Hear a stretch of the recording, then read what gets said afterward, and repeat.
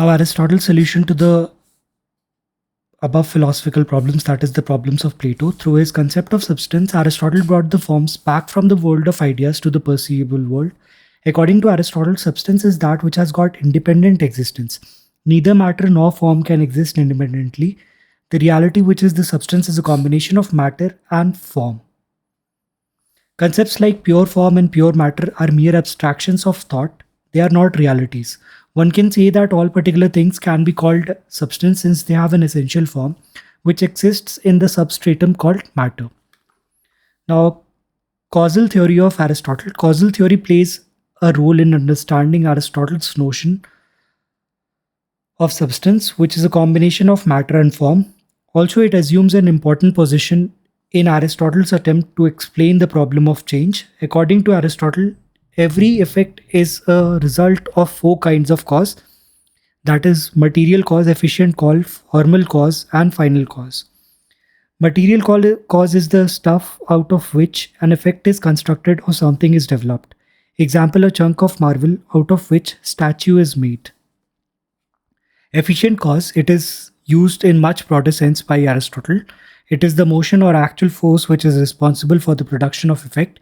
Example, sculptor's act of chipping blocks of marbles. Aristotle talks about four kinds of motion, which are substantial motion, that is beginning or end of a thing; qualitative motion, when one quality changes to another; quantitative motion, that is when quantity increases or decreases; locomotion, that corresponds to displacement of a thing.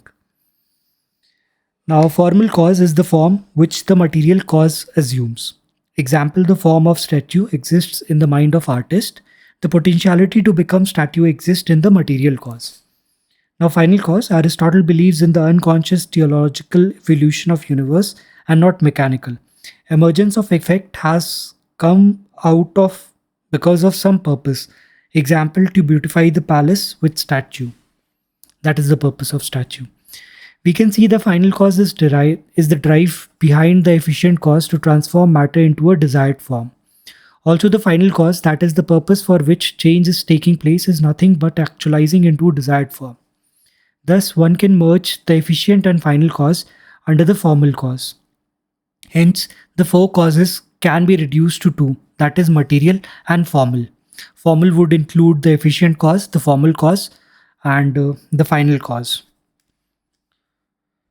Now, the formal cause will result into the form and material cause into matter. Now, matter and form. The concept of form in Aristotle can be understood as equivalent of form or universals in Plato's. Except for the fact that Aristotle denies the possibility of its independent existence, matter can be understood as substratum of form. It is not like ordinary physical matter like iron, bronze, flesh, etc. According to W.T. Stace, we can understand the concept of matter and forms as what becomes is matter and what it becomes is form. For example, when a pot is created out of clay, clay is the matter and pot is the form. Likewise, one can say rock is the matter which changes into clay. Thus, the term matter and form are used in relative senses by Aristotle in this context.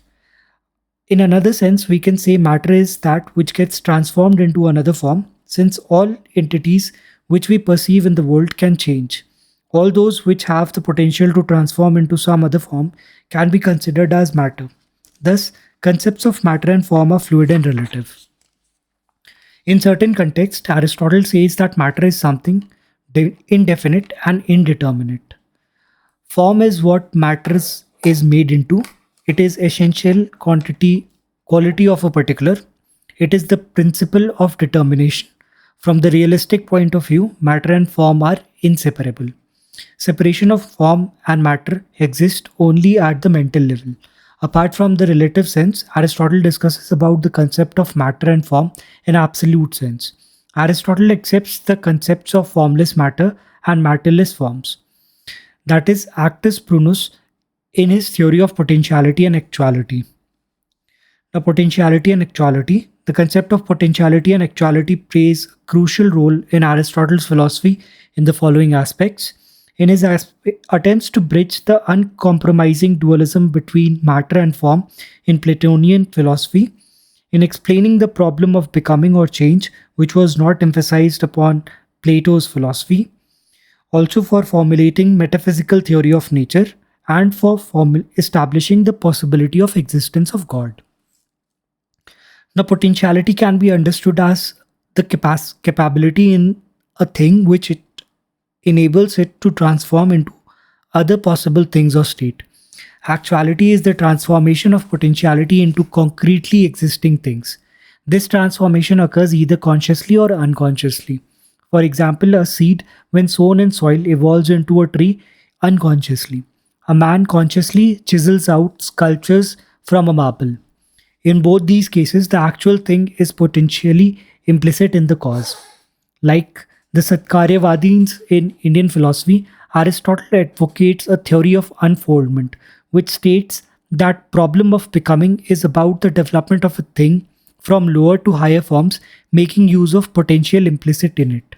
Thus, with the idea of development, Aristotle tries to bridge the duality between matter and form.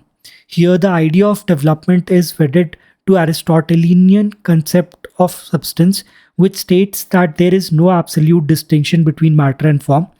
More the form in a substance, more the level of actualization. Temporarily, actuality exists as pure form prior to potentiality, but this form is only an abstract thought and not a reality.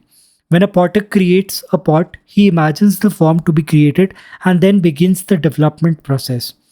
Only an actual human begets another human. Thus, nowhere we can treat pure form or pure matter as a reality. Aristotle anticipates Hegelian and Marxian thoughts which treat change always in sense of qualitative improvement. Now, theory of nature. Like a botanist, Aristotle has arranged all beings under a pyramidal scheme which begins having a higher degree of rationality up in the ladder. Aristotle equates level of rationality with form. Also, with each level, he conceives entities undergoing development through actualizing their potentialities. At the bottom, there is primordial matter, which can be treated as nothing or formless matter. At the top, we have pure form, that is actus prunus, which is full actuality and does not change. It is conceived as the form of forms, form of all forms, unmoved mover, which inspires all entities to actualize their potentialities. Thus, Aristotle's philosophy culminates in accepting an impersonalistic God as the first cause, which acted as a precursor to Saint Thomas Aquinas' cosmological argument for existence of God. Now, does Aristotle successfully replace Plato's theory of form? By accepting the existence of pure form, the actus prunus, as the source of all development, Aristotle deviates from his own view that form can never exist independent of matter. Also, Aristotle concedes that form can exist independent of matter in thought but not in reality. Plato's theory of ideas says that universals are abstract objects of reason or thought. Essentially, one can say they are subscribing to the same position. While accounting for the problem of becoming, Aristotle says that actus prunus, the form of all forms, is the source of all motion in this world. Even Plato says that idea of good is the cause of motion in world. Though Plato is not introducing the concept like potentiality and actuality, the problem of change is explained almost in similar manner by Plato and Aristotle. Aristotle uses the term matter non-uniformly. At times it is treated as unknowable substratum of form, changeable characteristic of a substance. At other times, he admits certain level of form in matter too. Example, clay is matter with respect to pot. The attempt to reconcile matter and form by saying they are relative and less developed and more developed states of the same entity will not prove the coexistence of matter and form. If one asks what is pure matter, it ends is a kind of skepticism, as Aristotle says, that it is unknowable substratum of forms. Plato started his philosophy from world of ideas and ended up in failing to account for its relationship with the world of opinion. Aristotle, being a natural scientist, started from the empirical observations and ended up in accepting the existence of pure form beyond this world. Thus, one can say Aristotle started his polemic to Plato from a totally opposite position and ended up in the same place where Plato started his philosophy. Now, Aristotle's theory of causation versus causal theory in science. Aristotle's theory of causation is teleological. It has four types of causes. It is beyond verification. Idea of matter is not uniformly used.